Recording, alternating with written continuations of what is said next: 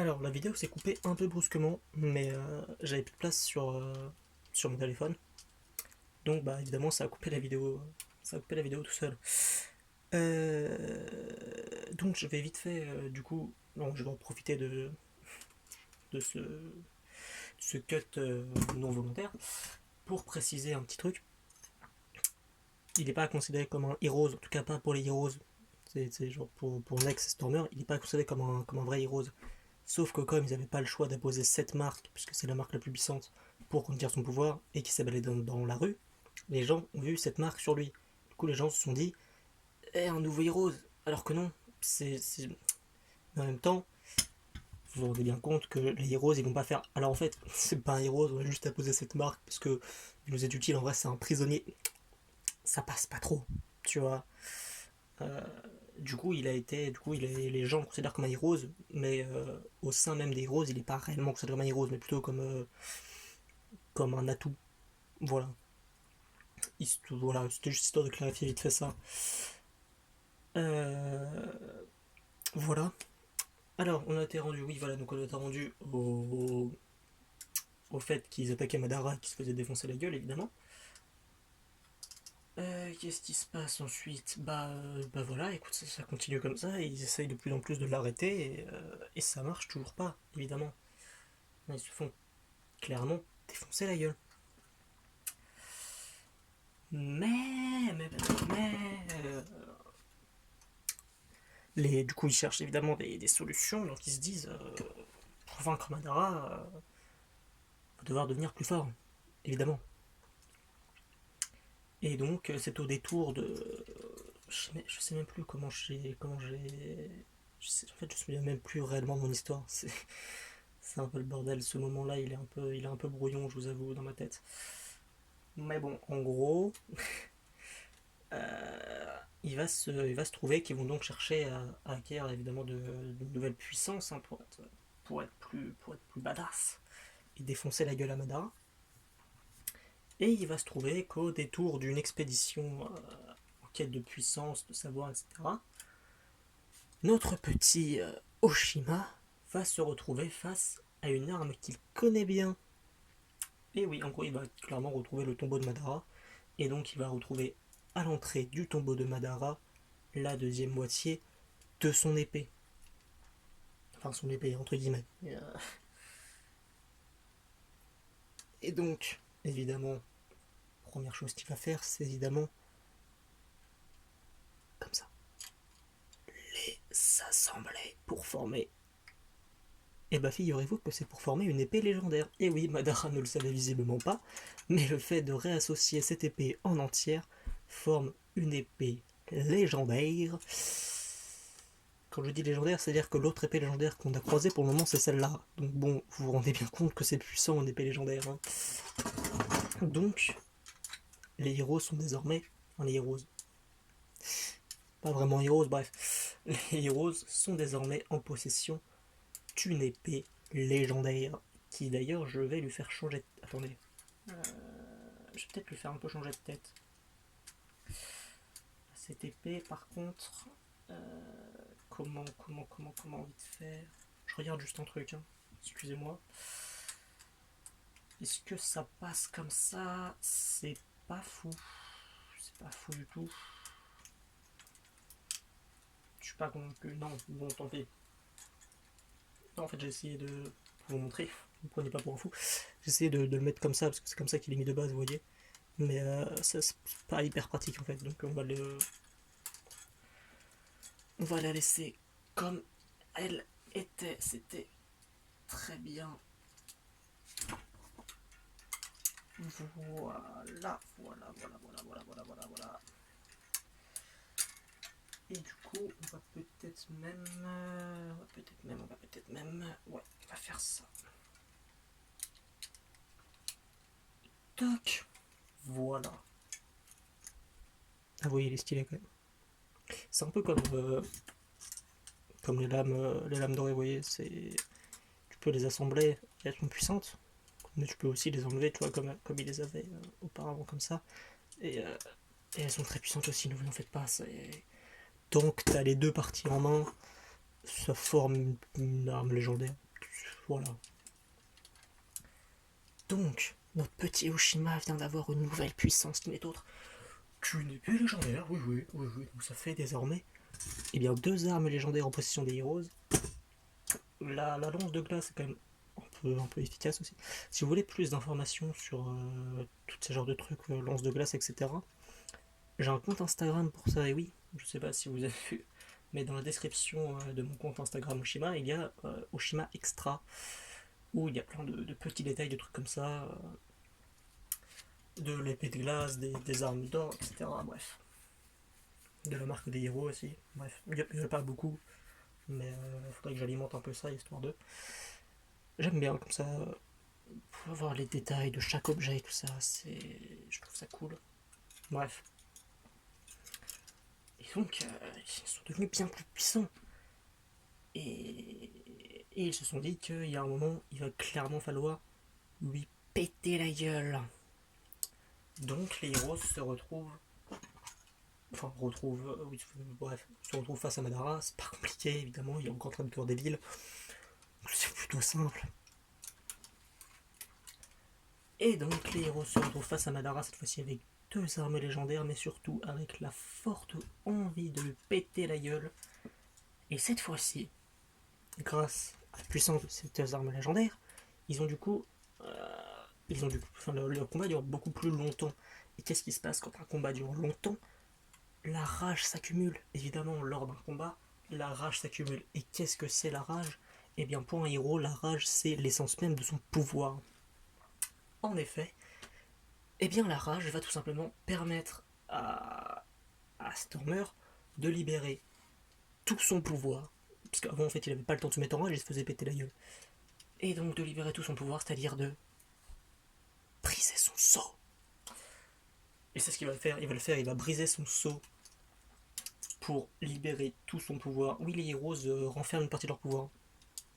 Je crois que je l'avais expliqué dans le schéma extra, je vais le réexpliquer vite fait ici.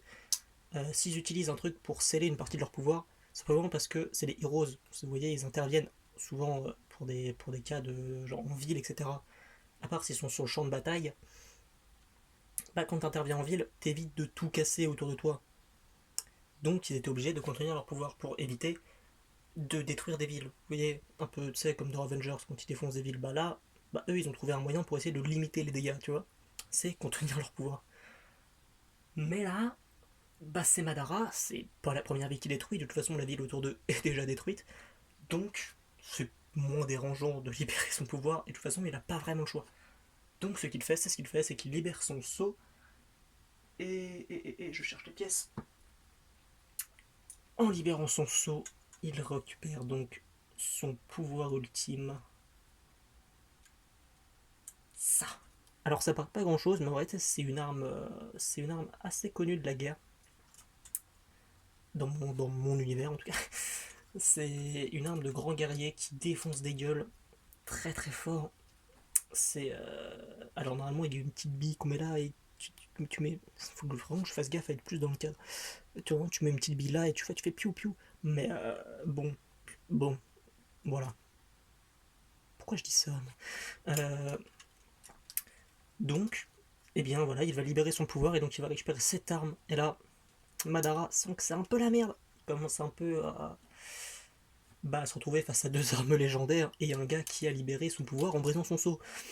Donc ça commence à être un peu la merde pour Madara. Évidemment, donc il commence à être de plus en plus dans la merde. Évidemment. Mais bon, ça reste Madara, il est très puissant, donc le combat réussit à durer.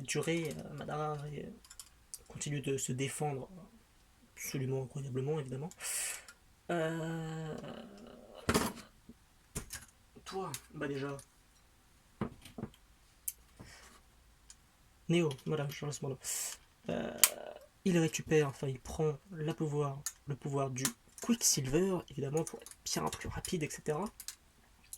Mais surtout il finit, et bah non, il brise pas son sceau lui en fait. Ouais, non, je crois pas. Attends, je recherche. Je suis en train de réfléchir à la suite de l'histoire, etc. À savoir comment je l'avais fait. Putain, ça fait longtemps, en vrai, j'aurais vraiment dû faire ça plus tôt pour mon souvenir de l'histoire, bref. Non, il brise pas son sceau, je ne crois pas, non, c'est pas grave. Non, il brise pas son sceau. Il Mais une autre personne qui va briser son sceau, en tout cas que Madara va forcer à briser son sceau, c'est Oshima. Et oui, évidemment, Madara sait ce qui est enfermé là-dedans, hein, dans son corps. Et a bien vu qu'il avait été scellé, cette puissance qui avait été scellée. Peut-être que je vais mettre debout, parce qu'ils ne sont pas encore décédés. Voilà. Donc, Madara va tout simplement, d'un bon gros coup de poing avec cette pièce semi-organique, lui briser le seau. Voilà, c'est un peu chelou comme expression. Donc, briser le seau Toshima. Et c'est là que ça va commencer à partir en couille.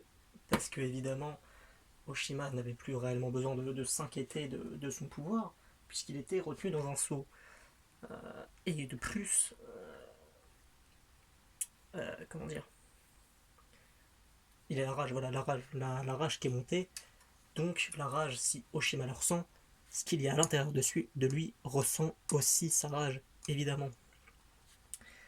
Donc un seau brisé, des armes légendaires en main, une rage un peu bordélique, le bordel.